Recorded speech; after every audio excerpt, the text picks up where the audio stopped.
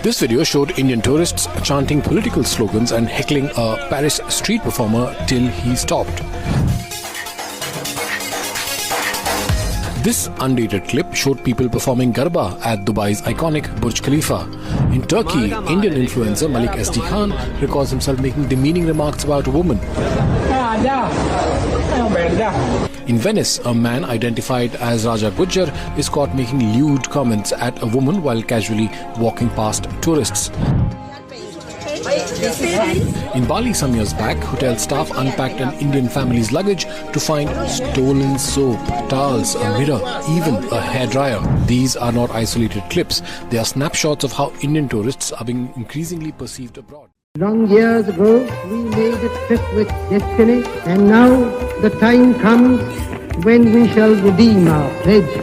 8 नवंबर 2016 की रात्रि को 12 बजे से चीफ मिनिस्टर के लिए मेरा एक ही संदेश है कि वो राज धर्म का पालन करें। हार्डवेयर वालों की सोच क्या होती है, हार्ड वर्क वालों की सोच क्या होती है। तारक मेहता का उल्टा चश्मा, तारक मेहता का उल्टा चश्मा, तारक भाई तारक मेहता का उल्टा चश्मा, तारक मेहता का उल्टा चश्मा। तो मैं शुरू करूं आदित्य, बोलूं मैं? दोस्तों को सलाम, दुश्मनों को किसी, बंगाल में नहीं है गवर्नमेंट टीएमसी, और but we will not be talking about that. उसका रोना बहुत रो लिया। तो today on the pod we have with us Gaurav Sabnis, and those who are active on X, formerly known as Twitter, I don't think need any introduction. But those who are not, Gaurav is a marketing professor in New York, and very prolifically writes about things that happen in India and US. Also, he has a very famous backstory. I don't know how much we want to get into that, but anyone can Google like his war with a somewhat notoriously famous institute in India, and what happened with that. बोलना है, नाम हम ले सकते हैं क्या institute का? वैसे IIPM, yeah, absolutely. Okay, IIPM. वो अरिंदम चौधरी को मैं रेगुलरली ट्रोल भी करता हूँ because he keeps अभी posting क्या है? his अभी है वो? videos. अभी कुछ है उसका क्या? Oh, he's active. Like he is active on Twitter. Like the one positive thing I can say in his favor is that he's not a Sanghi. He's like generally for the most part criticizing the government, but mostly he's on Twitter and social media just posting all the money that he made in those years. He's spending it, right? Like he's made more money than 5 generations can spend. So like he's trying to recapture his youth. You should check out his feed. I've never, yes, Real I've underscore not come Arindam, across. I think that's it. Like ऐसे मतलब it's a vibe by itself. So, yeah, अरे but- Y by itself से ही मैं actually वो उस पे जाना चाहता था कि आदित्य, मेरे को एक चीज समझा, बिकॉज तू बॉम्बे में रहा है और बॉम्बे में there is like a considerable Gujju population. What is this Gujju desire to break down it, and Gaurav, I know you have a much closer Guju connection. I'll come to that. But what is this Guju desire to break down into Garba? Like यार why but are such they में so ऐसा नहीं Garbavati? था यार, मतलब ऐसा randomly कोई नाच नहीं रहा था पहले. मतलब देयर वाज एटलीस्ट लाइक ऐसे even for the most part. मतलब मैं I am from Dombivli, right, which is a more Marathi dominant suburb compared Yeah, to say someone from Ghatkopar or Borivali and that part of Bombay would be able to tell you more. But सच में मतलब ऐसा randomly मतलब, and there is another thing that I have to share on this, कि most of those people in these videos na, they look like decently privileged, which is why I have a criticism around it. Dude, 5% of Indians have passports and 3% of Indians have traveled internationally. So the fact, if you have, then you know that's a. तो इसमें again बस यही मुझे एक initially caveat देना था कि मतलब you could forgive someone for say what you would say conventionally civic sense नहीं है करके जो लोगों को मतलब criticize करते रहते हैं ना इंडिया में. मतलब if it was just that, and if someone is a first time traveler who hasn't been overseas ever or does not have the privilege to have any exposure to all of this, I would still understand. Tarmac में नाचने वाले के लिए basically क्या बोले तुम मतलब? Yeah, I have a very like I have a like I've done a couple of threads on this, but yeah, like so Yeah, I should mention I'm married to a Gujarati woman. She's a self-loathing Gujarati woman. She doesn't have any Gujarati pride, no Gujarati asmita of any A lot kind. of people call us self-loathing Indians, so we Yeah, got like but company. in that she's like more specifically self-loathing Gujarati, much more specifically. But usme like and I think this ties to the historic part of this because as Aditya said, I don't remember this being a thing with Gujaratis all the time, right? Like, so Punjabis for generations have been very expressive, like, like that Bhangra breaks out and their weddings are very ostentatious and just generally.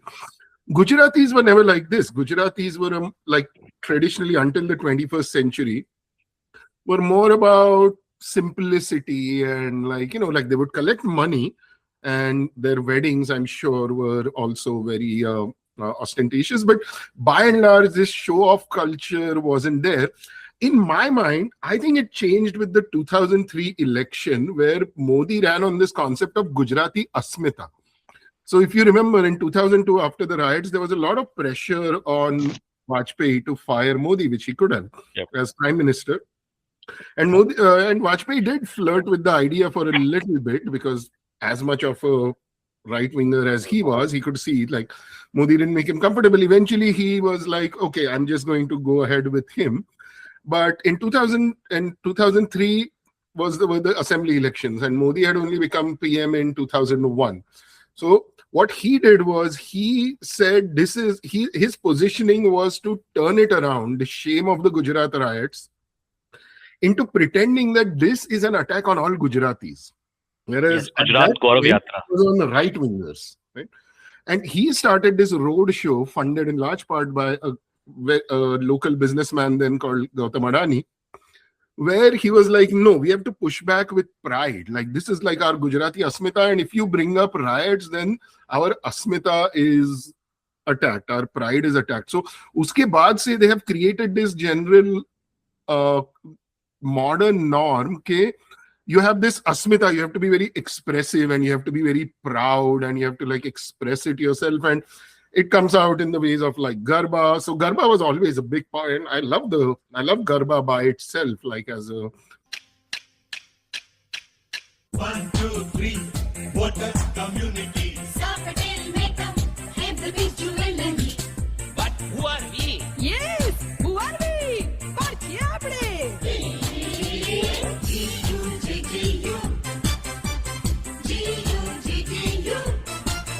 Say G, Katya, you, Udu, J, Jampa, J. Have Jamnagar.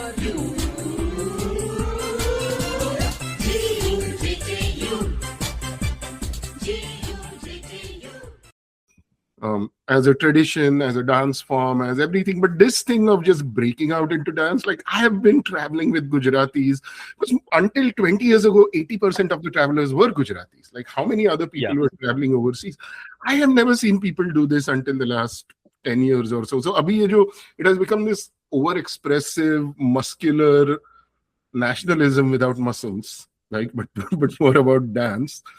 I think it comes down to that. The fountainhead of modern Modism is Gujarat, and that is where a lot of this starts from. But I don't think there is anything in their culture in the, let's say, 20th century or older that would suggest that they would do this. Like they would like. I think it's a more like, which makes it sadder that it's a modern thing. And also just to be clear, it's not just Gujarati. It's not just Gujaratis either. ये भी मेरे को लगता है. Yeah, because there is see... The video that I just shared yesterday at the time of recording this thing, there is a group of, which I don't know if they're Gujaratis, they're North Indian certainly, in Vietnam, a theme park in Vietnam, and they are dancing on Bharat ka bachcha bachcha Jai Jai Shri Ram bolega, and the caption was Modi power. Pehle to I don't know like what exactly, but going back to what you just said, Gaurav, I think one of the things that I have to do is to connect what you just said to the broader theme of this podcast. They're not just this episode, but this podcast. There is one more major thing that happened in 2003, which was the release of Kal Ho Na Ho. Kal Ho Na Ho and GUJJU also happened that year, and I think no matter how much we want to deny it, the truth is that before that you would not like most of the Gujarati characters in Hindi cinema, Bollywood before that were, and even in this film also, like were usually used for comic relief, but there was like an element of like ownership. interesting hai ki matlab wherever like and we have talked about this And many also times. early 2000s is when all these Ekta Kapoor shows, which are also very Good you, all Gujarati. good you. And so do you guys see that how these things are always kind of connected to like the national political kind of scene, like the riots, the serials about Gujarati families and the Gujarati depiction in movies also, popular movies, क्योंकि फिराक और परजानिया भी उस time पे आई, but not mainstream.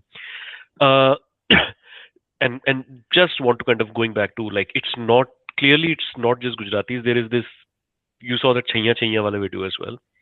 Something is happening, and It is some sort of like urban India now. It's like more than ever before is living in reflected glory of a lot of things, true or untrue. Matlab reflected glory sometimes even about stuff like say BCCI bullying other countries, for example. There is reflected glory in that. Like Bangladesh के पास पैसा नहीं है, हम तो IPL में 30-30 करोड़ का player auction में खरीद लेते हैं, बांग्लादेश का बोर्ड उतना नहीं है. What does a घड़ी became like a घड़ी महंगी है, तो what does an average Indian cricket fan have to do with this? Like, there is reflected glory in all of this, right? Like so when they see this entire idea of like Madison Square Garden filling up for Modi and like all those orchestrated crowds basically coming out, they somehow, these people have almost absorbed this idea that all that is real, and then they feel the world is really waiting for you to land on that tarmac. वो संजय राजौरा का एक joke है ना, India में US में उतरते एक iPhone और एक लड़की, राइट? दैट एक लड़की, and yoga at Times Square, do you remember that? Like yoga at Times Square, जैसे कि मतलब एक कोई कंपटीशन होता है कि टाइम्स स्क्वायर में बस कुछ ही लोग कुछ कर सकते हैं, whereas it is a paid venue. I can do anything I want at Times Square. Like if I pay, and it's not even that expensive. So that is another thing of the borrowed glory I've seen. Like this ad was at Times Square. इस company ने ये डाला Times Square में. मतलब भाई तुम लोग कभी गए हो Times Square? Anybody can advertise on Times Square. Like I can wish you happy birthday on Times Square for $50, less than 50. Like if I pick a right time, I could do it for $25. $25 में I will have a big hoarding on Times Square at 3 a.m. say happy birthday Rajshekhar. Right? And that doesn't mean that wow baba, this means that America ne maan liya hai ki Rajshekhar is a really great man. But this is that's how they treat it. Because I just said, right, that 3% Indians have traveled abroad. And even within that 3%, there's a big population, and I don't have data, right, at my hands at this moment, but this is a very kind of informed guess.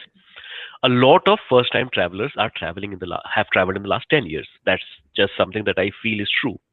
Now, I think ये जो पिछले 12 साल से एक चूरन बिक रहा है ना कि Vishwaguru, like the world knows us, the world knows Modi. I think that also has an effect on how people kind of react abroad. Combined with, I think India has become insular far sooner than it can afford to, in terms of pop culture, in terms of its own references. Say, even growing up, my guess would be that all of us come from a position of caste privilege, social privilege, right? So, हमारे families में, no matter how orthodox they were, there would be this sense of like world atlas देख लो, या फिर there would be encyclopedias. There is some every hour. Yeah, some sense of like looking outwards to know more about cultures in some sense, like for very very selfish reasons very often कि general knowledge का exam pass करना है, something very mundane basically, but it's not like कोई ऐसा greater motive था to be worldly. I think that has changed. I think there we have become insular. Our sport has become insular. Like our cricket commentators do not know the difference between two islands in. How many of Indian cricket commentators at this point would know कि Caribbean में independent sovereign nations है? They would not be able to give you references from those islands, which was not the case, right? We were getting accidentally even, like we were getting access to Western broadcast, right? To Caribbean se cricket aa raha hai, so you would get a Caribbean broadcast, which should give you access to those cultures, some sense. So even that has shut in, right? So IPL is this whole insular environment. now to play GSI Deepak, or as some people say, devil's advocate, I will say that देखो तुम लोग को do you guys remember 2013 के आसपास there was this kind of similar thing happening to Chinese tourists. There was so much so that the Chinese government had to come out and issue they made a pamphlet for Chinese citizens traveling abroad कि भाई ये cultural norms आपको वो करना है. और Aditya, your point is fair, because if you just randomly अगर मैं अभी तू अगर 1996 में जब साउथ अफ्रीका इंडिया आया था टूर करने, तो उसका हाइलाइट्स देखेगा ना और तू कमेंट्री सुनेगा, that even Ravi Shastri of that time was much more kind of talking worldly, about the worldly. Yes, thank you.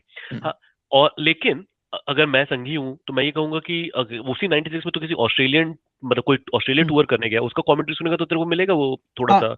But मैं किसी का डेविल्स एडवोकेट मैं I am not justifying the fact that they were a white boys club और whatever, ठीक है, but उसकी वजह से एक्सीडेंटली क्या हो रहा था, an average person in India without even wanting to actively look for via these pop culture sources or sport was getting access to the world in ways that we were not actively trying to, which they cannot now. If you watch Indian cricket, it will entirely be about this Jio Hotstar environment where there is Akash Chopra talking about entirely the things only he knows about. जो उसी के वहाँ पे भी मोदी जी हैं, तो there is very little that these people can do to break out of that unless they are actively trying to do so, which is very difficult. The world of algorithms driving your content, you will start believing your own myth, right? So that's what is happening, I think. So I have a perfect segue and a personal example for this, and I think I'll first start with the larger. I think the larger point because my two countries are India and America, and the way I compare them is that in the larger mainstream media or the ecosystem in the US, there is still a counterweight to the MAGA thinking. There is a New Yorker, there is as problematic as New York Times and Washington Post are, they are still giving this larger point. So, there is a large section of the media, including the conservative media, attacking Trump on different things like the Iran war or other things. Right? So there is this counterweight for somebody who's a young or influenceable person growing up who can see both sides, and then they can decide on their own whether they want to be MAGA or anti-MAGA. In India, we used to have this until about 10 years ago. Nowadays, that counterweight is only limited to News Laundry and Scroll and Wire and maybe a few podcasts like yours. This counterweight that there is something larger than just India. It has become like an Americanization of India, where Americans don't care about anything outside America. That's what has started happening in India, but and much sooner than and so my person. Sorry, no, I said this insular thinking, this Americanization has come much sooner than we can afford to, because we are not that economic powerhouse. So I have a great example of this. So in 2019. August of 2019, I went to Antigua to watch a test match, which was like a historic test match because it was the first ever test match of the first ever World Test Championship. So it was India West Indies, and I went there, and I was there as somebody who grew up reading all these books about the West Indies and how India would get dominated there, and then India won a couple of series, and all this story, and then just how Gavaskar used to write books back then. So from his books, he would write about the day-to-day life in the Caribbean. So I went there, and I went there with a friend who was also a cricket journalist. So when I went there were very few people. It was just the day before the test match, and ANI was setting up. So this guy from ANI who was in charge of doing the interviews, he was he heard me speaking and he was like, "Aap India se hai?" So I was like, "Haan, main India se hu, but main US se hu." So he's like, "Oh, you have come all the way from US to watch Team India?" So I was like, "Yes, I have." So he's like, "Can I interview you?" Like, "Sure, you can interview me." So he was like, "Oh, what does this mean?" So now my answers to him are about Viv Richards, about the 1980s and how great it is to come here and how important, just the experience as a cricketer, as somebody traveling. And he was like, but what do you like? Do you support Team India? What do you think about the World Cup mein jo hua? because the World Cup had just happened. So that is another reason very few people were there. Like This is that ANI Bumrah और hat-trick एक तो tour, लोग right? सबका budget खत्म हो गया था England में वर्ल्ड कप में जाके in 2019. So as much as I tried to talk about my experiences, I could just see from his expression. So he's like, "What do you think about Virat Kohli?" And I was like, "I think Virat Kohli is the greatest test batsman I have seen from India." Right. So he's like, "Oh, good. So you're a fan of Virat Kohli." I was like, "Yeah." So I was like, "Yeah, I think Virat Kohli, like if you just look at his test record and everything, I think there is a case to be made, arguably, that he's even a better test batsman than Sachin Tendulkar." He just shut down the camera. So like, "Sir, आप ये कैसे बोल सकते हैं? आप कैसे बोल सकते हैं कि कोई Tendulkar?" Like he got offended. So this is our media. This is ANI. That when I was growing up was like PTI, ANI were two very neutral, like Reuters and Associated Press जैसे होता है. When I was growing up, PTI, ANI or UNI was like that. That they are just into journalism, and this guy was like clearly wanting to push he already had the content in his mind. He just wanted somebody to be like India, India. So I followed the ANI feed after that. Mera video bas ek baar aaya for 10 seconds, where all I said is like, I have come all the way from New York to watch this test match. That is all they used out of like this 10 minutes they talked to me, in which I went into like, I'm at the Viv Richards Stadium where Viv Richards is himself. Like that is such an amazing thing. Okay, the stadium is named after Viv Richards and Viv Richards is doing commentary. Kuch nahi dikhaya.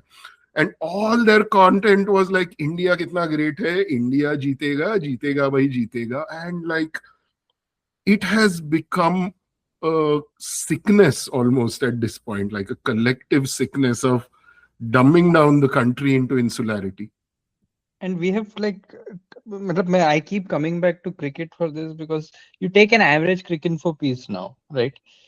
So where are the cross-cultural kind of cricket pieces? Like, एक बार मैं ये piece reference कर रहा हूँ. There is a Shivnarayan Chandrapaul article towards the end of his career. It might have been 2005-06. This is a long form piece.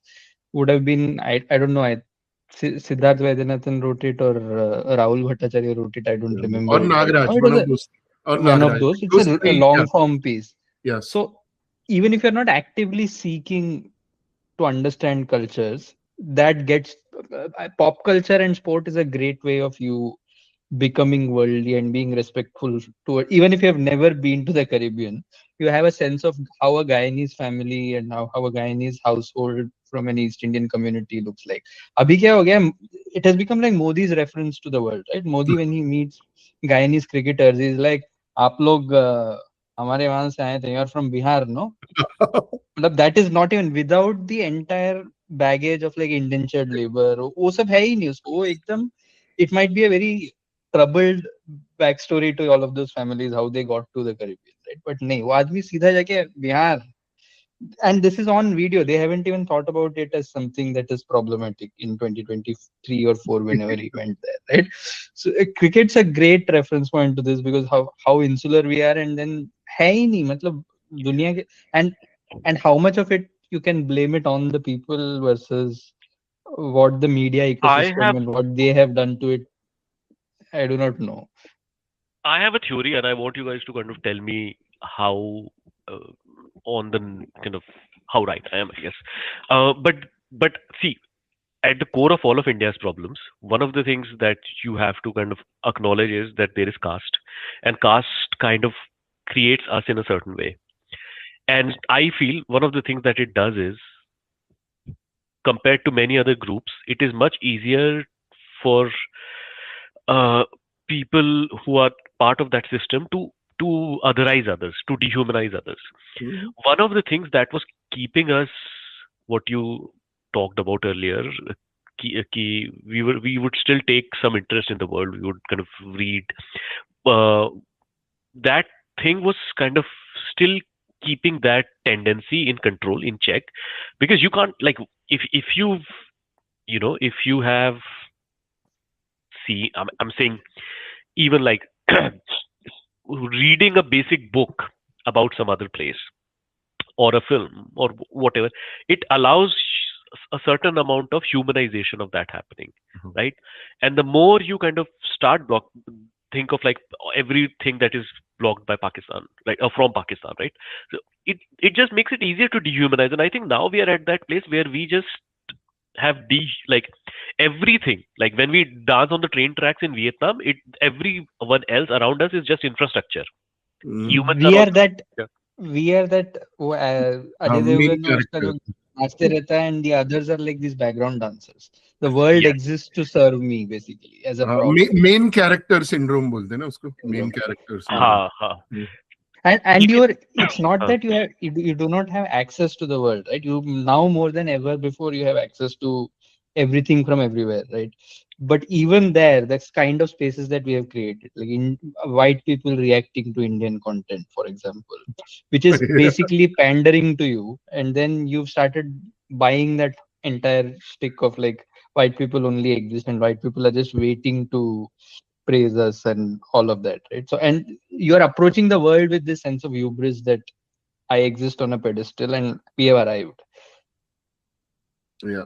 Which is not how soft power works, basically. Actually. Yeah, soft power. And with the tourists, like, because that like the tourism behavior. So like, I want to say that a large, massive majority, I'm going to say 95%. So I've been to like 35 countries in the last 20 years. And of course, there's always a lot of Indian tourists wherever I go. Even today, 90% of Indian tourists will not bother others. Like I want to make that point clear, because whenever I start talking about this, the first thing is koi to butthurt ho jayega. Aap generalize kaise kar sakte ho? That is like the most Not all common. men.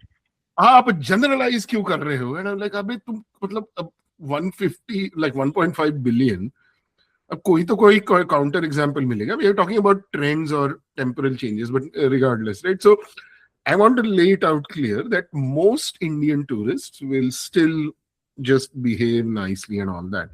The difference is that there are these few people who will do things. And I think the biggest thing, like we generally look at these cringe dances and those get the attention. Those aren't as common as the line cutting behavior. I think the line cutting behavior is the worst thing that our people do when traveling in big groups, which is that they feel कि अगर कोई एक line है, and they'll be like, oh, we are 30 people together. So one people will stand in line and now 30 people will join. Right? Now, most of the rest of the world doesn't do line cutting. Like I don't think we realize this.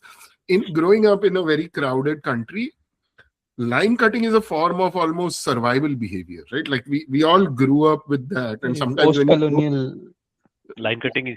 I mean, there is something I have, but you finish your thought on exactly this. But हाँ नहीं कि वो जो line जैसे अभी मुंबई में भी like we take in pride in the fact that I take pride in the fact that I knew exactly where to stand. I knew what moment to jump onto the train, so that I like kind of like getting. So in our thing, it is all about us, me versus the rest of the masses. But the rest of the world doesn't think of me versus the rest of the masses. The rest of the world thinks we are all in it together is the default setting. Apna default setting culturally in general has been, and in the last 15 years has been exacerbated, is it is me versus everybody else around me, or me and my family, or me and my group versus everybody else around me. And then whatever I do as a result is justified because this is my in-group.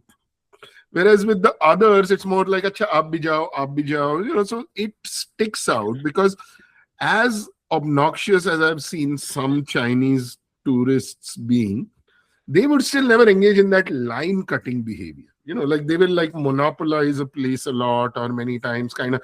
But this thing of where you're just clearly breaking rules, it creates a very bad impression. And this didn't used to happen 15 years. This is like much more recent, where it's like they've created this culture ke jiski lathi uski bhais, right? Like whoever is the, like you can rape wrestlers and you can still run Indian wrestling. Harsha Bhogle, with all due respect, Harsha Bhogle says these kind of things when he's talking about, like he'll say, in the 90s when I would visit Australia, I was an underconfident Indian. India was underconfident. We would not ask for our space. Anthropomorphizing the country. Yes.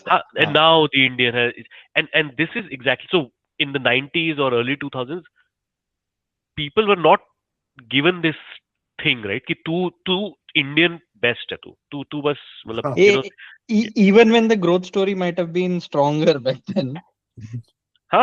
In some ways. And the thing is, it was much stronger, in fact. I remember 2004 was my... Oh, sorry, Raj. You were saying. No. Finish the thought. Finish the thought, please. Oh, no. So what I was saying was that back then, in the pre-Modi years, when you generally went abroad, the overall feeling was be a good ambassador for your country. Right? So the first time I came to the US, I went online. This was in 2004. I went online and did a lot of research on tipping behavior and tipping norms and tipping expectations, because my thing was, I don't want to leave this thing that "Ki, arey, ye Indian कंजूस है." So like I will, it in rupees it seems like a lot, but I made sure to do that, right? Like I want to be a good ambassador for my country. What has happened, like with the influencers and others, is they have turned this like, "Arey, my cue tip do." Like everybody has become Steve Buscemi from Reservoir Dogs and just using the same logic over and over, where it's like, you guys should change your laws and we should not. So like, again, both perspectives have merit, but that second perspective has become dominant. कि, "अरे, मैं क्यों कुछ करूं?" Right? Like, वो reverse है ना, मतलब because back home they'll glorify this entire idea of cheap labor is some first world concept जैसा कि that the waiters in India are underpaid also is not acknowledged, and say someone every individual who's working in the gig periphery of economy organized and is unorganized, you can gig economy is underpaid. That's how, underpaid, right? I mean, it's a good point actually to kind of, तो tipping का India में वही है ना. India में if someone happens to like completely out of their own personal, you have a moral compass in this world that is to each to their own, right?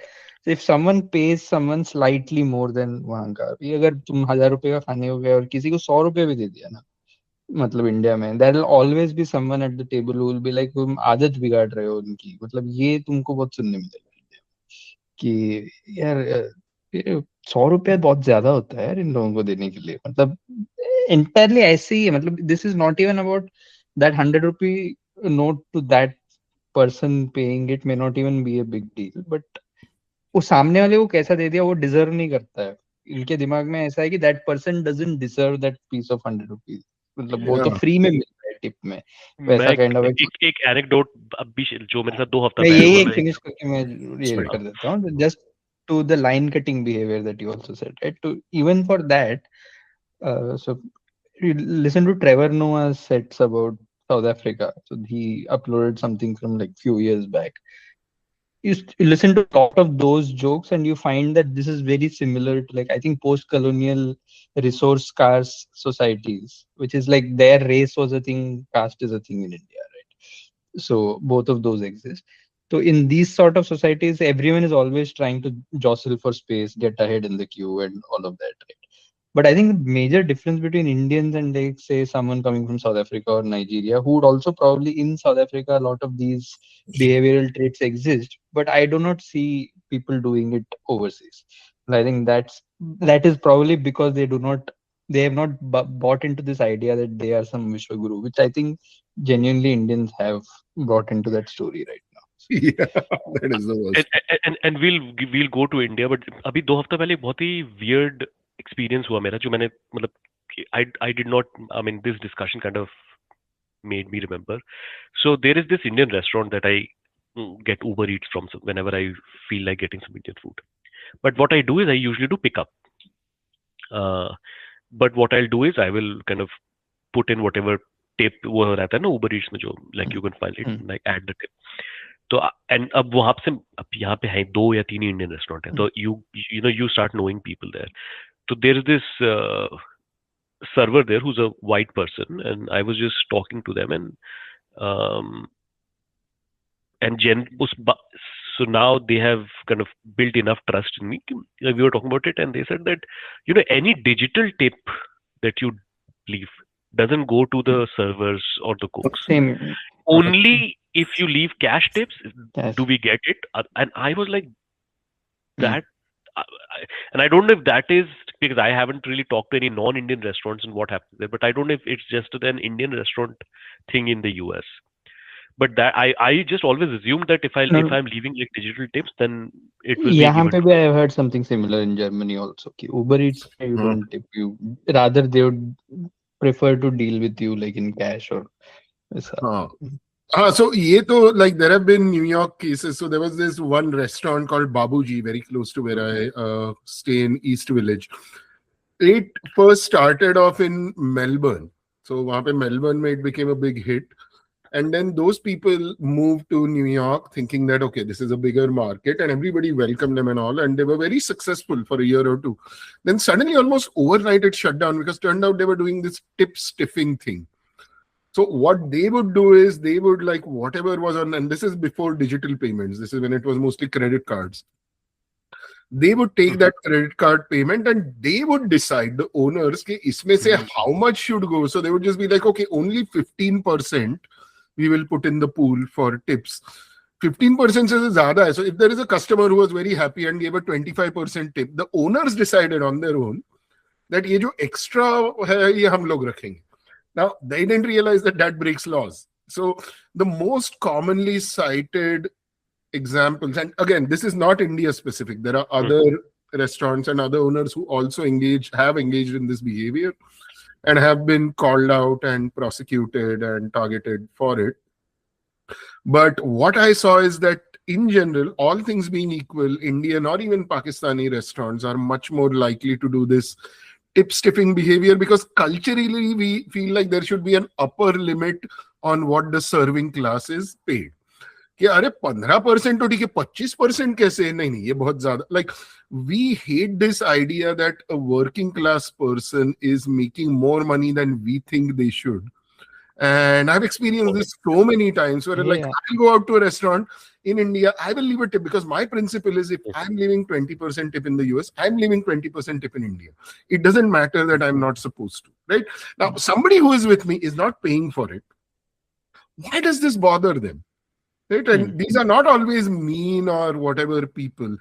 There is something internal, culturally ingrained in us where we are told that these people who do service jobs, there has to be a salary cap, like IPL style or whatever. के इससे ज़्यादा उनको पैसा नहीं मिलना चाहिए. And anything above that is they are getting too over smart or they are just getting too big for their boots and all that. गरीब आदमी सिर्फ बेवकूफ बना के पैसा बना सकता है. इंडिया में लोगों के दिमाग में ऐसा है कि वर्किंग क्लास जो है, if working class even dreams of getting up the ladder, accidentally you see someone like a domestic help over several years going from say walking or taking public transport to abhi now having a two-wheeler of some kind, immediately it will become a topic of discussion कि उसने तो two-wheeler ले लिया, पता है बहुत ज्यादा हो गया आजकल इनका भी. मतलब that is where we come from ना. We don't get joy out of this idea that अच्छा someone's moving up the social ladder. Economic mobility. We are culturally opposed to social mobility. Like we want an equilibrium in which there is no real social mobility.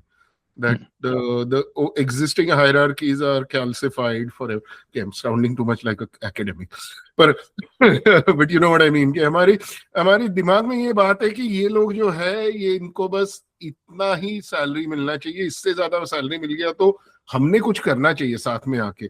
And that's why you have people using WhatsApp to like basically do price collusion.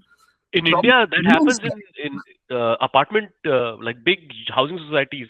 These people are working in corporate India, making a lot of money, and they will collude in WhatsApp groups to make sure that no one is paying their house help more than X amount of money.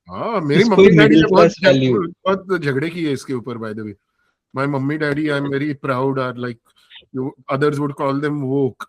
So they were like, because my whole thing was like pay or help whatever they want, right? Like, because like why not? We can afford it. So whatever they want, just pay them. Like this iska paise ka kya karne wale? We are doing so much, we are doing so well.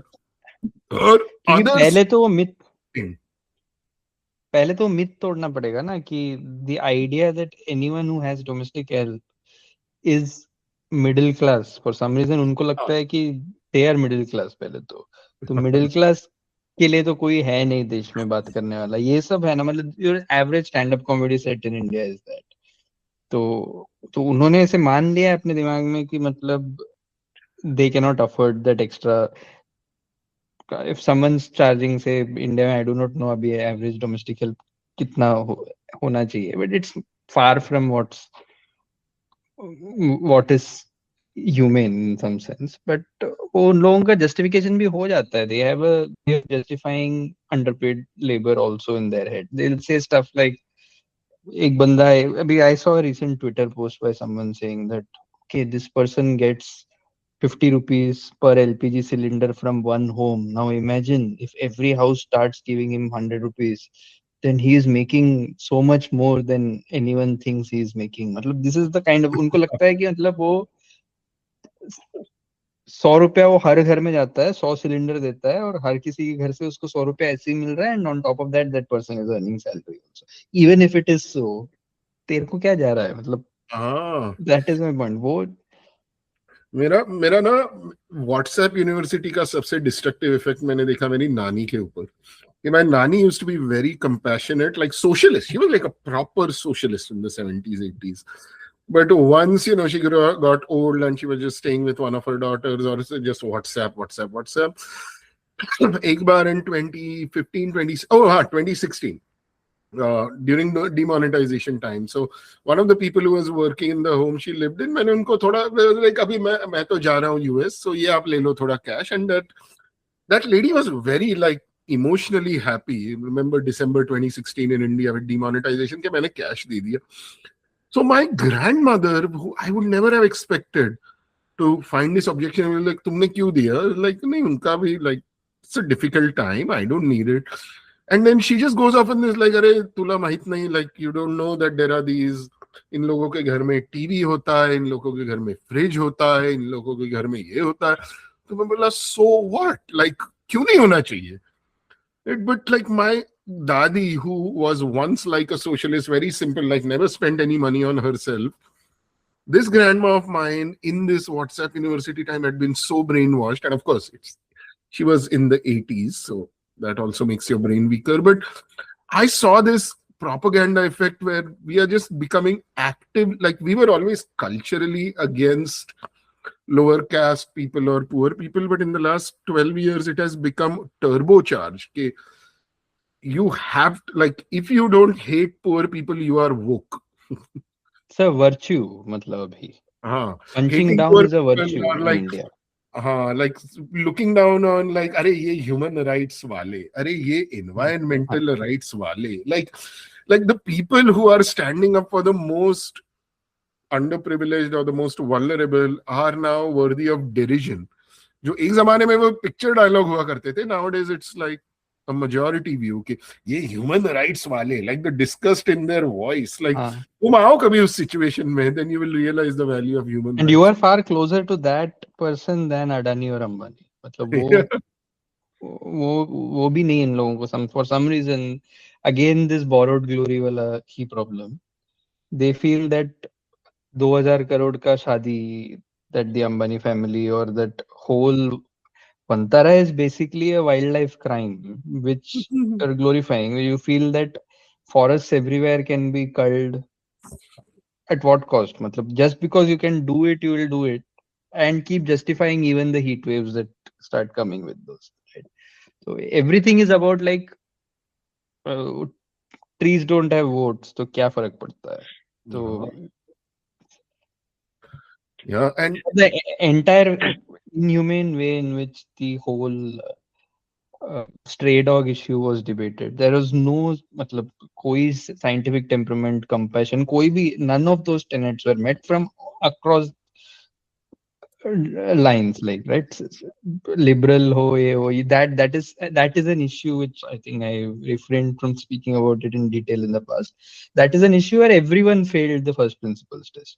Like first of all, it was not rooted in any kind of science कि तुम एक साथ पकड़ के सारे जानवरों को, मतलब you have like 1 crore animals and you just shut them all up in some this thing, and then what do you do with them then?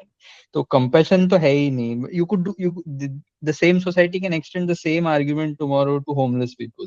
They'll extend the same argument to anyone who's not contributing to your economy. वो cockroaches वाला discussion. You can draw a straight line from the kind of positions a society takes, which is all of it is not rooted in any kind of humane, compassionate, or even scientific temperament तो है ही नहीं, वो तो भूल ही जाओ. So there's a straight line you can draw from all of this, right? and all of it again goes back to how caste lets you defend every single act of atrocity because you believe that you are born with, the privilege is something that you merit basically in some sense. Yeah. Whenever somebody says that तेरे को तो हर matter में cast दिखता है, my reply is तेरे को कैसे नहीं दिखता?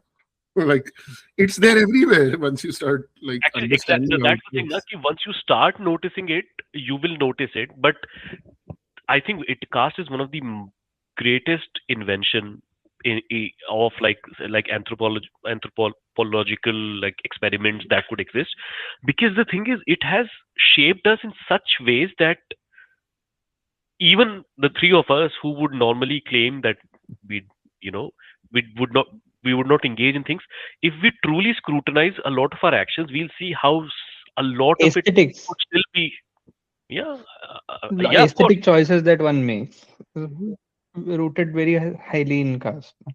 The thing though, I also think, right, there is caste and there is this broader thing, and Gaurav, because one of the things I wanted to say during the introduction is you are probably the person that I know who has traveled like the most countries. I don't know anyone who has traveled.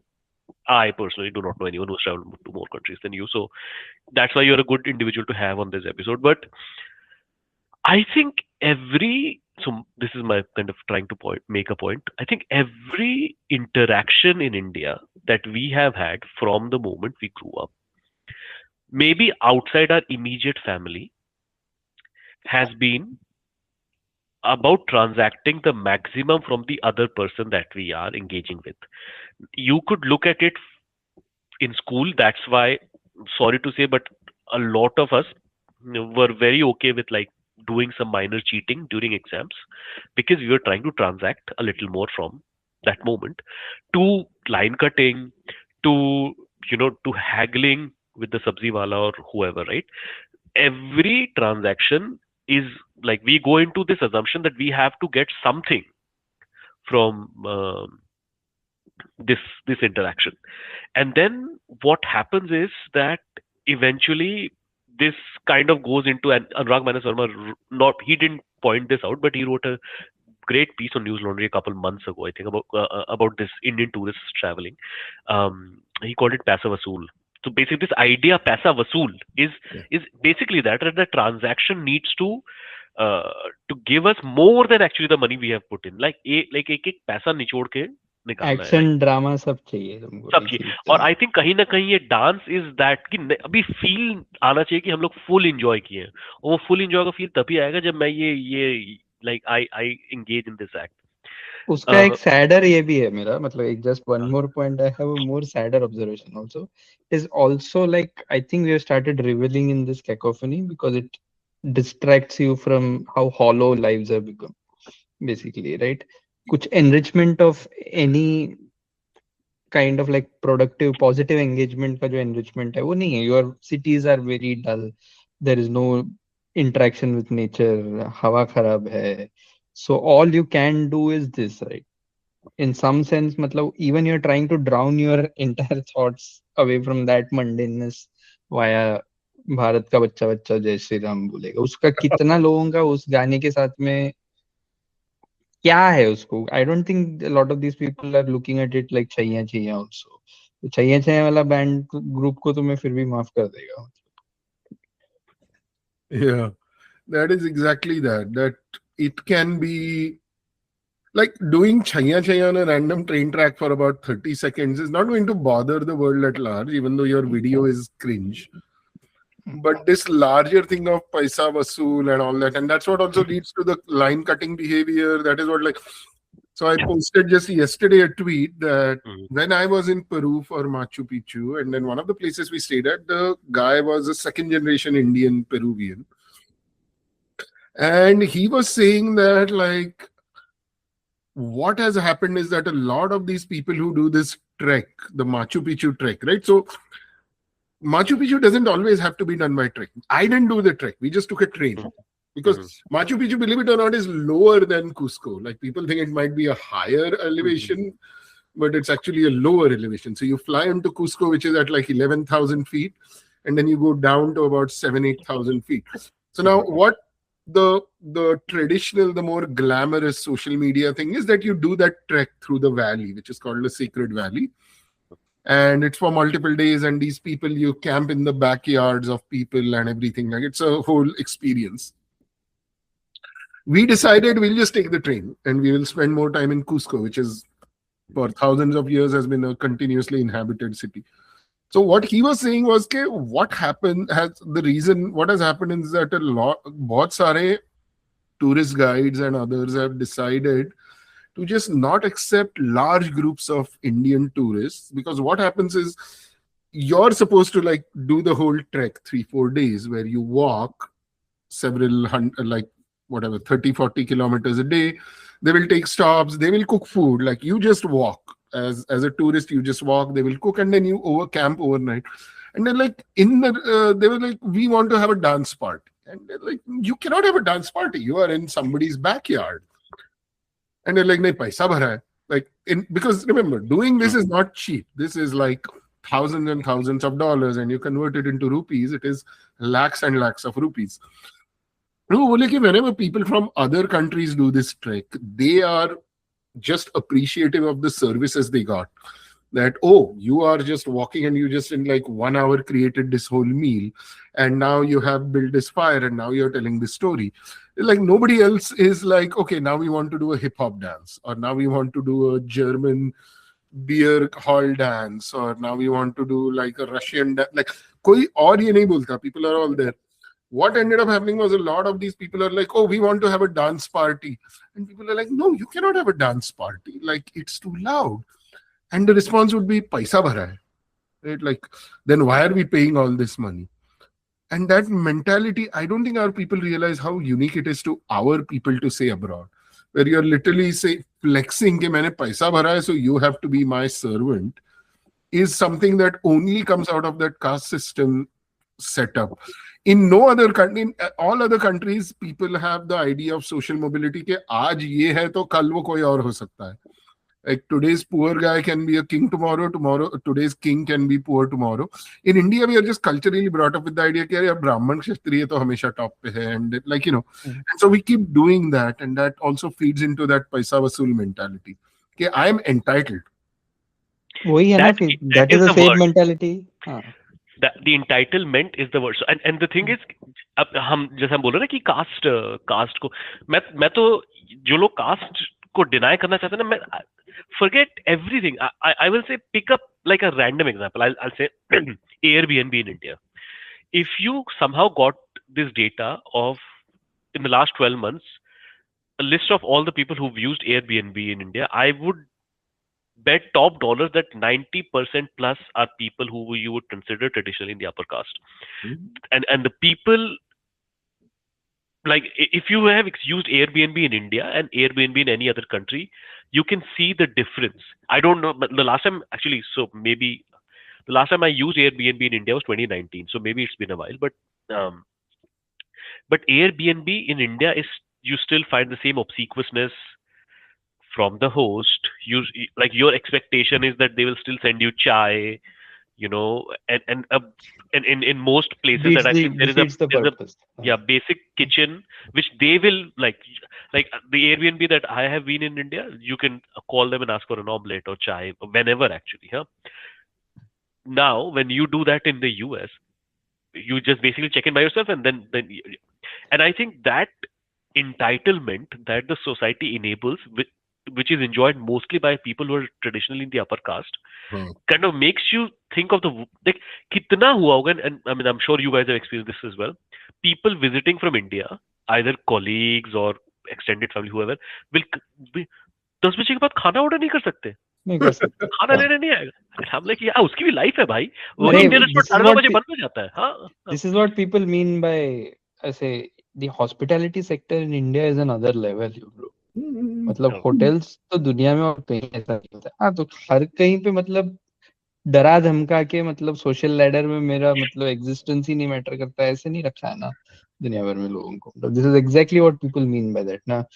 You go to any kind of a holiday in the US versus holiday in India, world of difference. I ऐसे know. मतलब Yeah, Pizza unmatched. Hut. So in my class, I show my students Pizza Hut ads from India, and they just start laughing so hard. Okay, India, mein, like Pizza Hut is kind of portrayed as this very fancy sit-down place. Whereas here it's like a vada pav place. Yeah. Like Pizza Hut is, Starbucks. it's the hut. Starbucks तो India में is a Ah, premium kind of a placement है ना उसका the ah, locations वही. that you'll find a Starbucks versus Ah, anywhere But else see, in the world. that I can still kind of understand Aspirational. that aspirational है, तो वो मेरे को समझ में आता है. But the to complain like, so for example, like if you're like Holiday Inn का जो तूने example दिया, अभी यहाँ पे it is very common that if you go stay at a Fairfield or wherever in US, the person who is at the lobby at the desk is also the person who is looking at like the maintenance stuff and everything. One of the things that happened is when I was in India for work abhi last year, and my like American colleagues observed that in India, people who are at the desk automatically you can see are at a higher position than people who are like serving you the buffet. There'll be a and person breakfast.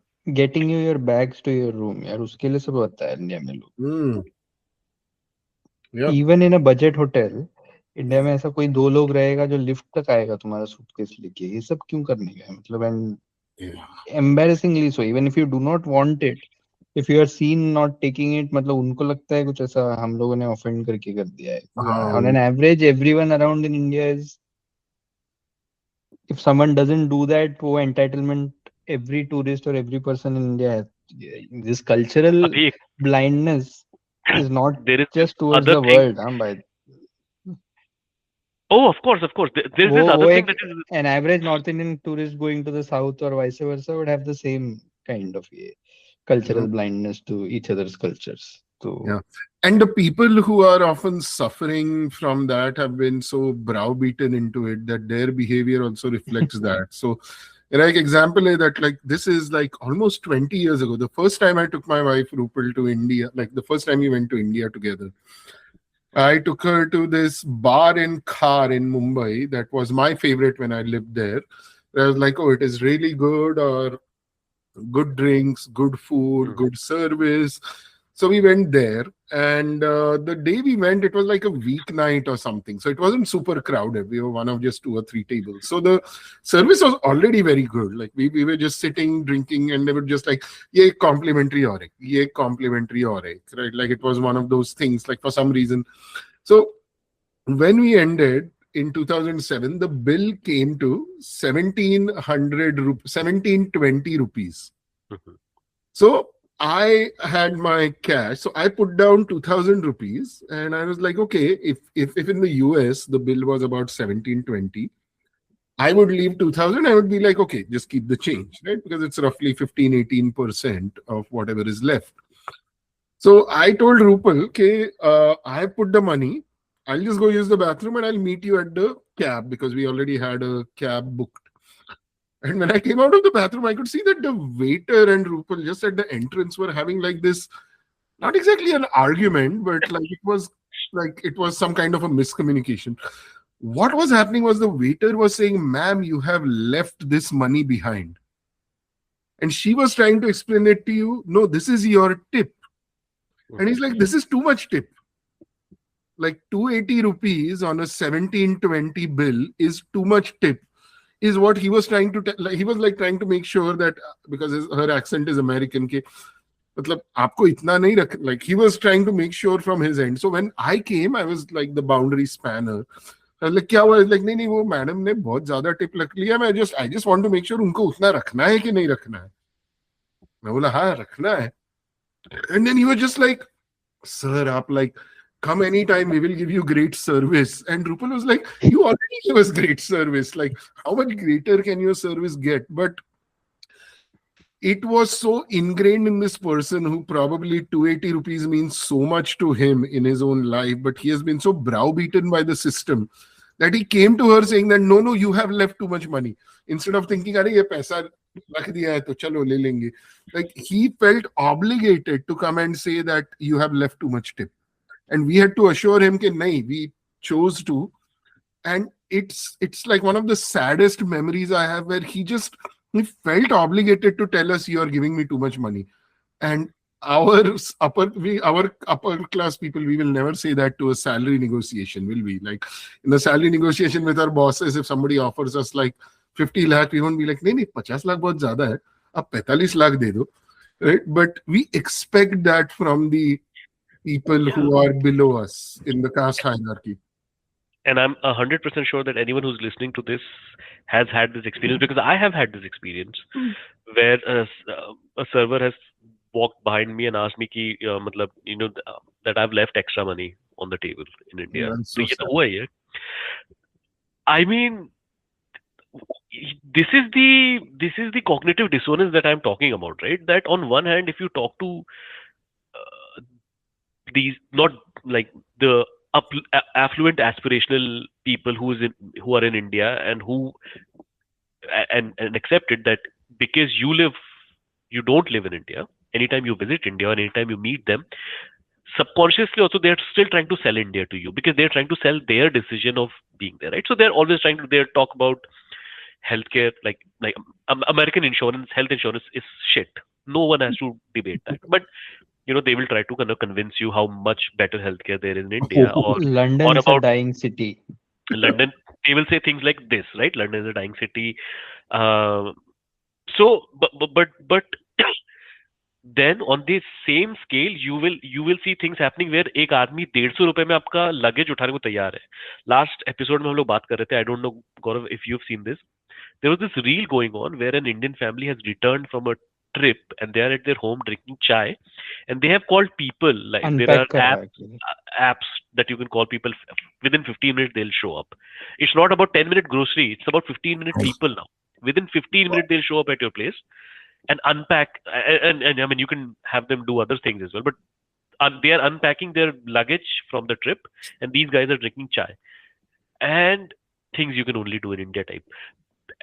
So this is the kind of disparity that we live in India, and yet for some reason you really have to like completely plug yourself out and look at it, and only then you will kind of realize ki kya system hai India mein, which breaks your heart. I mean, I have abhi, but iska retort kya aayega pata hai? So but they are getting employment, no? You first of all create a society where you have no innovation, you have no job creation, and then the only jobs that you can do is and usme kya hai? There is no skills that you are cultivating. There is no transferability of this. This is such a simplistic argument that comes, and the thing is, the problem is like platforms like Twitter and all are so limited कि तुम उसमें नहीं, तो I never engage. But अभी last month की बात बता रहा हूँ मैं आप लोगों को. BBC ने एक feature length article लिखा about this. इंडिया में आज अभी है अर्बन कंपनी, सुना होगा, Pronto और Snapit, ये सब अलग अलग हैं, where you can call people in 15 minutes. And so a lot of people who were in the unorganized sectors, like working in factories and stuff, have signed up for these. So they covered this one lady who was earning 10,000 rupees a month, but now because she's using as a worker in this app, she's getting around 20,000 a month. So effectively her income is doubled. So this is where the argument ends, right?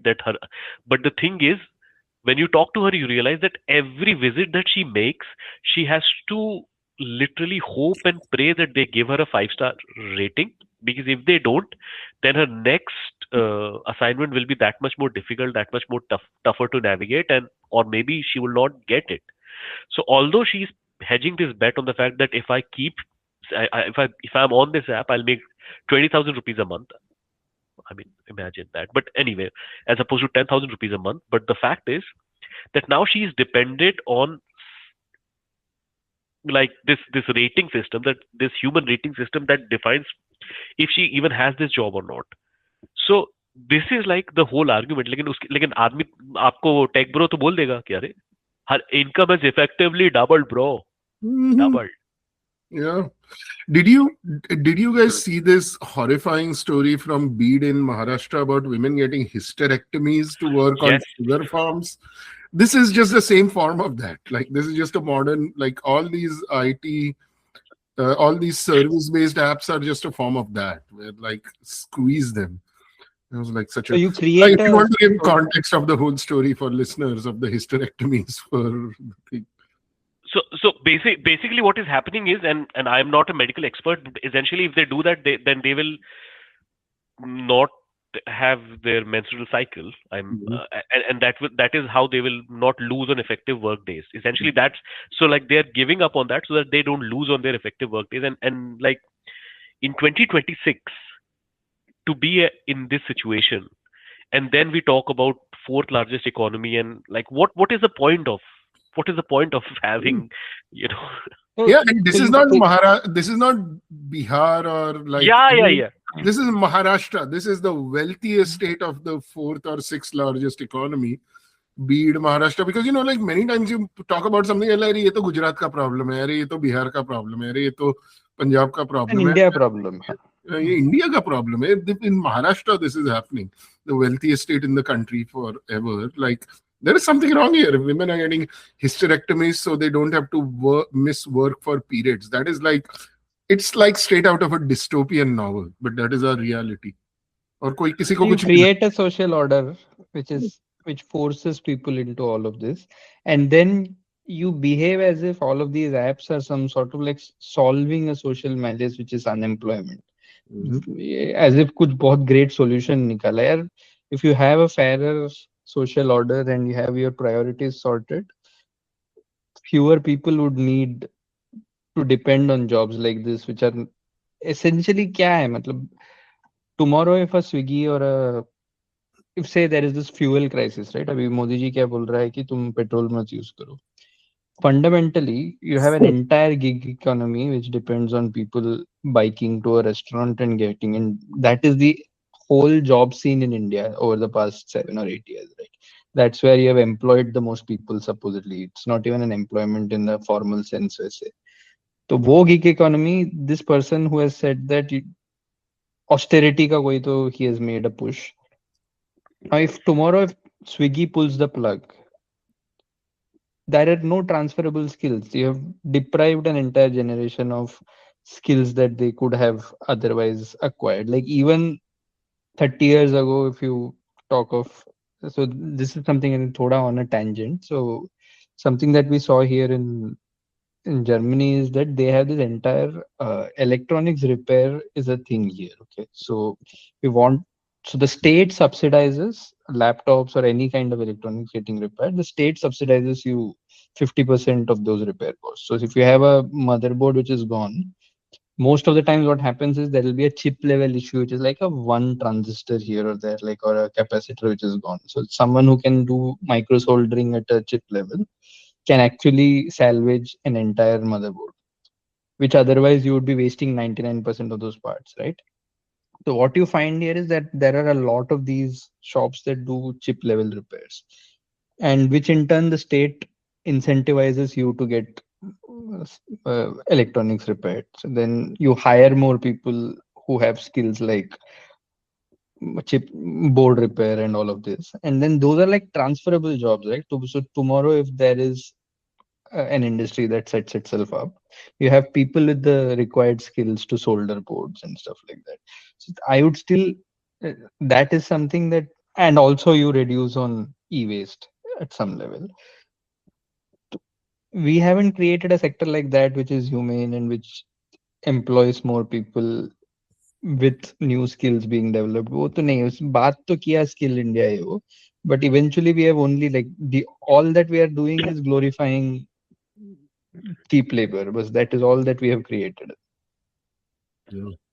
Just to kind of, I just want to make sure that like this is not a last 12-year Modi problem. Just want to say that. Because one of the things that I see like in this whole but thing, this brashness and this kind of like entitlement ka jo public ownership and celebration of that is never been at this level before. Yeah, that is the main change in the last 12 years, that until 12 years ago, there was a balance of a part of us which acknowledged this and a bunch of us wanted this system to continue.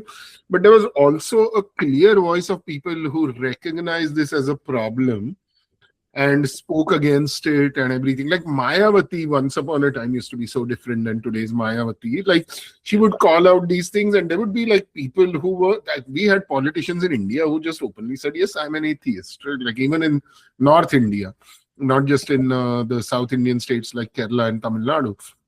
And there was this larger societal awareness के हाँ ये जातीयवाद में कुछ problem है. Even with all the Mandal Commission riots and all the resentment against reservations, there was this larger understanding that this is something structurally, historically broken in our system that needs to be fixed.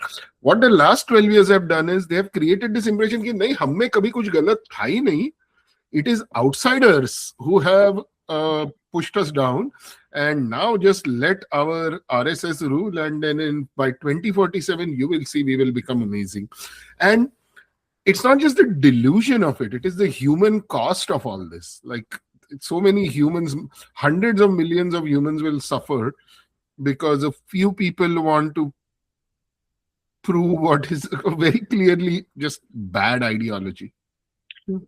It is very important, and again, it is not just India specific. I'm seeing this a lot on, like, for example, like American, like right wing. It is very, very important to kind of look in the mirror and look at everything in the world, and जिसे वो कहते हैं, it's called the just world hypothesis. The world around me is just. Everything that exists is just, and then I start to look at the world from that lens. So every problem is from an outsider, from someone who was not part of my circle, and that's how the problems kind of came into being. And that, I think, is a very important survival mechanism that humans deploy, because to say कि मेरा बाप गलत था या मेरे, my line, like, ancestors were kind of part of this thing is not easy. Like India में सबको पता है कि बाबू घूस लेते हैं, सबको पता है कि गवर्नमेंट एम्प्लॉय घूस लेता है, बट मेरे पापा ने कभी घूस नहीं ली. तो किसका बाप घूस ले रहा है भाई? किसी का बाप तो ले रहा है ना घूस. अगर और आई बेट यू कि आप 20 लोगों को इकट्ठा करो जिन सबके पिताजी गवर्नमेंट ऑफिस में, किसी के पापा ने घूस नहीं लिया. And we have to acknowledge this that see the economy was liberalised, which meant that a lot of like outside investment came into India. The service sector opened up, and people like you, me, us basically got the opportunity to kind of benefit from it. And a lot of people like us from like tier 2 cities traditionally moved to the big tier 1 cities and created like these concrete jungles in tier 1 cities, which did two things. They both kind of killed off our greenery, but also killed off a bunch of like potentially other like environment friendly work that existed. And then to serve us, we are now creating these startups where these people who were traditionally working in their farms and in smaller towns and villages who are coming to the city, because as I said, they will earn a little more, but essentially it's just like they are servicing the service industry. And that this circle, I don't know like how sustainable it is. अभी हम लोग podcast शुरू करने से पहले हम लोग की बात करते हैं कि आदित्य was saying कि बहुत गर्मी हो गया वहाँ पे, एंड देन ही सेड कि साला लेकिन गिल्टी लगता है ये बोलने में कि गर्मी हो गया, क्योंकि इंडिया के न्यूज़ देखता हूँ कि इंडिया में समर्स कैसा है, तो गिल्टी लगता है ये बोलने में कि यहाँ 32 डिग्री में गर्मी फील हो रहा है. बट इंडिया में जो समर है, जो 50 डिग्री या जो वेट बल्ब टेम्परेचर जोन में जा रहा है, उसका रीजन भी कहीं ना कहीं मतलब ये पूरा सर्कल है. That is why we see ourselves where we are. And that circle, to break it, requires compassion to begin with. Like, so when you're talking about, say, the Andamans and the forest land clearance that they're going to now undertake, and the entire conversation I hear about that is 200 लोग ही तो हैं उस tribe में. So there is this whole Sanghi or like centrist or whatever they call themselves, centrist. तीन ताल करके there is this podcast का जिसका clips I cannot stand them भाई. which will keep propping up, right? और उसमें एक मुस्लिम है 3 में से, right? हाँ, तो उसमें एक बहुत गुड मुस्लिम ट्रोप वाले उन्होंने एक अंकल को रखा है जो बेचारे ये भी बोलता है कि मुझे गंगा में स्नान करने के लिए आइडेंटिटी रिवील नहीं करना पड़ता है सब, and then there is a joke about it and all that, right? Their argument is कि उन 200 लोगों को क्यों नहीं मिलना चाहिए सिविलाइजेशन का ये मतलब बेनिफिट? क्या फर्क पड़ जाएगा? मतलब 2 सेकंड के लिए ये नहीं सोचते कि if a tribe has not interacted with larger rest of the mainland, they are also sequestered from all the diseases and like Yes. they are 200 and one cold can wipe out an entire population. इतना तो सोचने का भी नहीं है। जंगल clear कर दो, तो वहां जाके पोर्ट बनेगा तब तो हम समृद्ध होंगे। ये तो तुम बाकी ट्राइब्स के लिए तो ये आर्गुमेंट नहीं देते हो। मतलब you will find 100 explanation to punch down. मतलब and that is the problematic trope, right? तो ये गरबा के बारे में हम लोगों ने स्टार्ट ऑफ किया। I think you can draw a line from there to the more problematic things that happen is, say, female tourists in India from the West, and how people have started looking at them as commodities, right? Like people surrounding women to click selfies because they almost this entire idea that culture हमारा है और बाकी सारे जो लोग हैं मतलब who are not like us are just these commodities.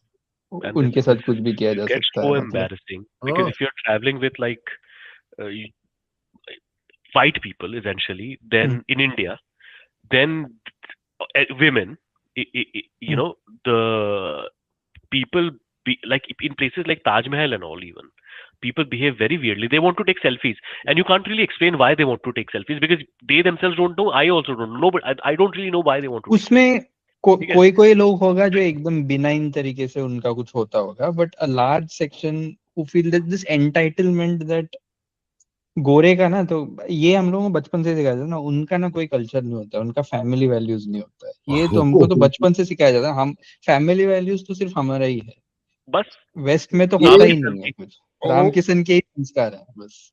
oh my, I have a very personal story of this, which is that when Rupal and I got married back in 2008, it was like kind of relatively on a short notice that we had started dating a year before. We lived together and then we were like, okay, शादी कर रहे हैं। So मैंने घर पे बोल दिया कि okay, हम लोग शादी कर रहे हैं, हम लोग शादी करके इंडिया आ जाएंगे, and then we'll do a शादी in India as well, you know how it is. But my mom is like, नहीं मैं तो आ जाऊंगी. She's like, if I get a visa, I will come. So this was her first ever visit. And then after she visited, when she was leaving, she's like, oh my God, whatever I've read about white people all my life is so wrong. Because she's like, I've heard unko family ka kuch nahi hota, unko ye kuch nahi hota. Like these 6 weeks I have spent here, they are so family oriented, they are so like into their kids, they are so polite and all that. So like हमको ये बताया जाता है कि ये बस कोई you know मर्द टांगे वाला के villain or like Bob Christo type है, like there is nothing else वो तो beyond इनके प्रधानमंत्री हैं अभी। exactly. So my mom was just saying that like that she would go out in the morning and walk and she's like, people are just saying hi, hello, smiling much more than. So she had that and she had that ability to also communicate it to other relatives. But yeah, यही ये बात कि अरे बस हम लोग और white लोग are the best and white लोग are just like us except only slightly better than us. Is like Savarkar के टाइम से यही चल रहा है. Like that is that propaganda they have.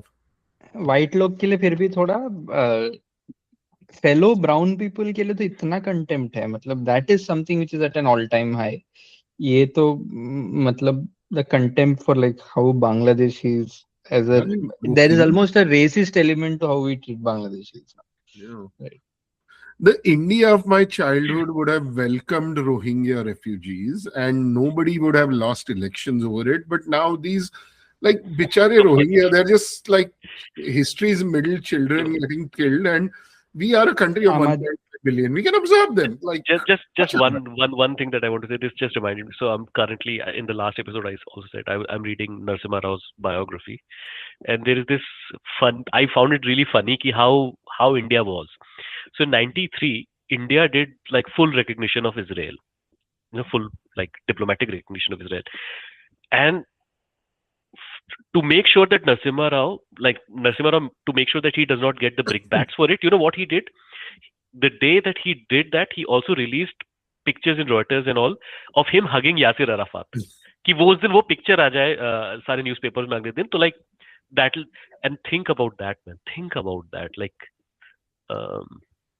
क्या बोल रहे अभी ये this could be rose tinted upper caste privileged classes कि हम लोगों को एक वर्जन ऑफ इंडिया है जिसका नॉस्टैल्जिया है, ये करके क्रिटिसिज्म आएगा मुझे पता है, but never has it been, मतलब never has lack of compassion been pushed towards you as a virtue as it has now, because that is the only, that is Perfect. voting them in power. Previously lack of compassion existed in society, but that was not the active like deciding factor in people voting for someone. Now people are voting for that as a virtue, right? So recently we were like couple of weeks ago watching this, ऐसा randomly आता है ना YouTube में, sometimes something would just crop up. There was this Doordarshan cartoon, वो एक तितली type का जो इरा का एक दूरदर्शन कार्टून था, which was also done by मतलब यूनिसेफ funded, I think नाम भूल गया उसका. It's a very well done मतलब urban Indian setup में एक cartoon. There is a girl and her brother and they're traveling from the village to Meena big city. Meena Meena Meena हाँ शहर में मीना मीना शहर में मीना शहर में. तो उसका वो episode is purely on child labour. ये 1995 नॉस्टैल्जिया हाँ बेसिकली. I know. तो बट दे आर कहाँ डिस्कसिंग से एन मिला? Issue which is complex, child labour and like underpaid children. मतलब children who should be studying and employed in these cities by a cruel, वो जो cruel मालिक है जो बच्चे को मतलब बहुत मिसट्रीट करता है, that person is a hero today. That person is the now Swiggy now Zomato CEO No, now. yeah. Therein lies the flip. It's not that those tropes didn't exist in society. Oh. अभी बच्चा भी मतलब वही देखता है ना, वो क्या, छोटा Bhim is the cartoon of today which actively speaks on, which is actively pushing मतलब body shaming, uh, calling characters on the basis of their skin color, jokes on those, मतलब I remember even in like people talk about like even in the 21st century in the YouTube era, do you remember those ads on YouTube that the Manmohan Singh government used to release where Amir Khan is talking about like how you should treat foreign tourists and all oh that. yes Like this incredible public India का. service announcement कि या ये करो, or like even like there were these condom ads. I don't know if you remember them. Like I don't know what happened to them. Like say the word condom. Whatever way you say it is fine. Up condom kaho. Where are those ads now? It's all gone. So there used to be this messaging from the government and the mainstream media that taught us compassion, that taught us that we are all the same regardless of everything. That is just missing now completely. Like it's a complete monopoly for the right-wing in-group, whatever way of thinking, and you throw in अपना caste system history on that, और बस वही हो जाता है. Like it becomes turbocharged, almost hysteresis curve हो जाता है उसका. Yeah, I think we can kind of come to a closure for this because इसके बाद अब सुनो नहीं I बचा. only hope that people stick to just doing garba on the tarmac, and Yeah. because there are far worse things that we have seen with Indian tourists, like ogling at women, making videos without consent. मतलब ये सारा चीज तो Indian YouTube space में, and people somehow feel that ये कोई और देखेगा नहीं. Like white people are not watching this, or like other cultures, people are not aware of what you are doing in all of this. मतलब that's a far more dangerous trend, and I think hopefully a conversation like this. There is one thing that we should like. One thing that I notice is that any time that you bring up any such point, na, there is this whole army of people who will say this is all deep state against India. Like वो लोग पाकिस्तानी है. हाँ, तुमको पैसा मिल रहा है, मेरे को कोई लाइक मेरे को सिर्फ मेरा एम्प्लॉयर पैसा दे रहा है. मेरे को like George Soros, if you are listening to this podcast, please send me थोड़ा पैसा दो. लाइक सोरोस सर, कुछ पैसा भेज दो सर. और अगर वोक होने के लिए दुनिया में पैसा मिल रहा होता ना, तो इतने सारे राइट विंग गवर्नमेंट्स क्यों हैं दुनिया में? मतलब if that is what is profitable and lucrative in this world, if every person who is woke is being paid for, then but this is also like such a, I mean, just one, like such transactional thinking, right? A lot of what I think right wing is, if you are a right wing person, you just feel like your worldview just does not involve empathy for anyone who's beyond your immediate circle. So if you see someone doing that, you feel होगा इसको कोई motive, पैसा मिल रहा होगा इसको, बिरयानी मिल रही होगी इसको, because otherwise why? And my question is, okay, अगर if you think that how much money should I offer you so that you start talking to me like that, and then you will say कि नहीं मैं क्यों बिकेगा, तो मतलब तो इतना इजी है तेरे लिए ये अज्यूम कर लेना कि मेरे को पैसा मिल रहा हो मैं बिक जाएगा, बट तेरा ईमान फॉर सम रीजन इतना स्ट्रांग है कि तेरे को कितना भी पैसा दे दे तू नहीं बिकेगा, और उसका तू ही है जो लाइक वो राइस बैग वाले जोक्स बनाता है लोगों पे जो क्रिश्चियन कन्वर्ट हो जाते हैं. So like make it make sense essentially. I don't know, I mean sorry. No, so one thing I mentioned, because like before we wrap up, I just wanted to bring up was like Colombia, because you mentioned all the countries I visited. So मुझे मेरी like I felt the most conscious about what is wrong with India in Colombia, because I didn't plan to go to Colombia myself. मैंने नहीं सोचा था कि मैं Colombia जाऊंगा. मेरी वाइफ की एक फ्रेंड ने रेकमेंड किया था कि आप कोलंबिया जाओ, बहुत अच्छा है. My wife planned and I was like, okay, चलो जाएंगे. So what we know about Colombia is like Pablo Escobar, drugs and all the problems, right? Violence. So I was essentially expecting like a super Delhi. कि मतलब सब लोग बहुत aggressive होंगे and like, you know, it'll be a very, just like all these post-colonial things that we talk about, that people will be like jumping in lines and it'll be very chaotic. I arrived to a country which has had so much violence over the years, some of the biggest problems in the last 50 years.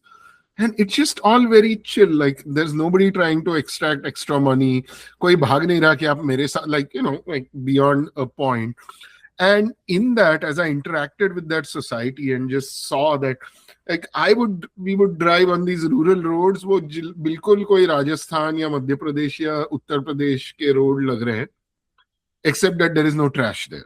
Right? Like even in the poverty, there is no trash there, and people are not being very aggressive. Like it's not perfect traffic, but nobody's coming wrong side. That was the main thing I noticed, because that was my first major trip to South America. And like कोई wrong side नहीं आता यार यहाँ पे. Like कुछ भी हो, like कोई cut कर देंगे. So two things I wanted to mention that came up earlier was, one thing was about the dog thing. So in one city, they had a lot of dogs, stray dogs problem. So one guy won the mayoralty, saying कि अगर आप मुझको mayor बनाओ, I will cull these dogs. I will like kill them. I will put them somewhere else. So he became mayor and he started doing that, and public responded with so much anger. Like, what the hell is wrong with you? Like, no. Like, there was this whole public movement against him, that what ended up happening in the city was not culling of dogs, but a more humane, like spaying, neutering, and all that. And then the second thing I wanted to mention about Colombia was their debate about these Escobar hippos. So Escobar ke hippos have become a genuine problem in Colombia. So Pablo Escobar got for his own Vantara. By the way, they're now coming to Vantara. Huh? Now they're coming to Vantara. That's where I'm coming to. Yeah. He got these 4 hippos, but then once he was killed and everything, they went wild, and they have now become like 300, 400, maybe even more hippos. And you know, hippos they don't attack humans necessarily, but they're not an easy animal to live around. So it is a problem for them. So one of the problems our Anant Ambani or Ambani suggested was like, send them to Vantara. And the response from the Colombian government and public and media is not like, bhej do, hamare problem hai. They are like, wait, this place we are sending them to sounds like another Pablo Escobar hacienda. We are not sending them to a national park. Hippos are not native to India. Why are we sending hippos to India? Like, we should be sending them. ये सब तो discussion अपना होता ही नहीं है बहुत. So following that discussion in Colombia, I was like, इन लोगों ने इतना violence झेला है, इनके इतने लोगों, इतना terrorist attack. Like, if you look at the history of, and here is the remarkable thing about Colombia. Colombia throughout all this has stayed democracy. Like, there have been no dictators in Colombia in the last 200 plus years. They've had only one dictator, and he was invited by the political parties. Ke, aap hamare beech mein 3-4 saal raho. So throughout these Escobar years and everything else, Colombia has still had elections. Colombia has still been a democracy. And what I noticed was that you can be poor, you can have all these problems, and you can still maintain empathy and you can still maintain humanity. So the current debate in Colombia is like, should we be sending these to Vantara? Because Vantara sounds fucking insane. Like we should not be, like we will deal with them here. So yeah, like those are the two things that. And but whenever I mention I went to Colombia, public is like, "Arey drug leke aaya ki nahi?" Like, you know, like there are so many things we can learn from other brown people, other members of the global South in the 21st century. This thing, right? Like this empathy. I think largely a lot of it is true even with tribal communities in India, for example, right? So Bombay, which right through the 90s, 80s, as the city was encroaching upon the forest land, buffer zones started getting eaten up.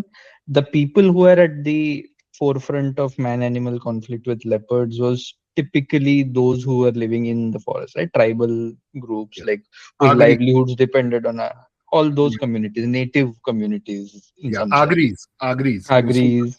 And then there are these leopard worshipping groups in the forest, like Vaghova as a goddess and all of that, right? They are the people who are the most kindest towards this idea of that conservation of leopards in the city. But the pushback will come from those high rises who have actually encroached upon those territories. Unme empathy nahi hoga. They'll be like, a leopard was spotted in this neighborhood, abhi bhagao usko antara leke. So in the last 6 to 8 months, I've been seeing this across Marathi news media. I've seen this across newspapers from in and around Bombay and Pune and all of these neighborhoods, constantly reporting leopard spotting as something which is unique and new to the city. And you know why this is happening, because all those leopards, the stage is being set for them to be moved to Vantara, essentially. And they're preparing the ground for that. This happened with this elephant from Kolhapur last year. And there was some pushback. I do not know whether eventually Madhuri, this elephant from Kolhapur Gau Mandir. So she was the elephant was like a kind of the city and the village was very close to the animal, and they forcibly, as with all animals, they took her to Vantara. There was coverage around it, but you will find it only among those rural communities, those tribal communities. They have empathy towards wildlife and how you deal with it. ये किसी ने सोचा ही नहीं ना, मतलब the whole stray dog thing, the conversation was like, तुम stray dogs के बारे में बात कर रहे हो, मतलब तुम तो जरूर और कोई प्रोटेस्ट में हिस्सा, ऐसा क्यों लगता है तुमको? I am capable of both, no? मतलब even from the liberal side, a pushback. Though people are protesting for that, but not for everything. There are many people protesting for both also, right? And municipalities across the country have the budgets to be able to sterilize and vaccinate animals. And that is the only sane solution. Because when an animal dies, a dead animal is not their problem. Right? It is again the problem of those from the backward caste. So इनको तो कोई dead dog या किसी भी dead animal का लाश तो देखना पड़ता नहीं है. Who deals with that kind of epidemic scale of culling? So. And by the way, do you guys know about the New York City's 100-year war against dogs that failed? I think I'd like tweeted about it before, but this is very relevant in the Indian context. Okay? New York from about 1804 till 1898, legally, officially, infrastructurally, was like kutto ko maar dalo. Because, and back then rabies was a real problem. So it wasn't even just like, you know, what it is today. It was like a genuine health hazard. And then for about throughout 1804 to 1898, they were culling dogs. We, like, very close to where I live was a facility where dogs would be put in a cage, 20 at a time, and just drown. Like, they went full industrial in killing dogs. It did not work because, you know what? Biology is stronger than humans. When you kill dogs, other dogs move in. Like, unless you, like, it is just impossible. Like, so New York City, because they're like, अरे New York में Statue of Liberty है तो हम शिवाजी का बनाएंगे या हम Statue of Unity बनाएंगे सरदार पटेल का, तो ये भी सीख लो New York से, that what worked in New York was not killing dogs but adoption, spaying, neutering, and it takes decades. It's not just like Supreme Court बोल दे, तो it doesn't mean by tomorrow or day after it will be done. But yeah, like That is just the final point I wanted to make. As we are kind of ready to kind of close this out, I was just thinking something that we'd like to do, Gaurav, is get some sort of book recommendation, anything that you're currently reading or recently read that you, or based on what we talked about today, anything that you'd like to recommend. Oh yeah, so the last book I read was something called 1491. So 1491 is the year before Columbus came to the Americas. So it is this book, it's about 20 years old, but it throws this whole, like from North America all the way to South America, it looks at what the world was before the Europeans arrived. And it was much more complex, much more India-like than we imagined. Like when I read some of that history, I was like, this is like Maratha history. This is like Bengal history. This is like Bihar history.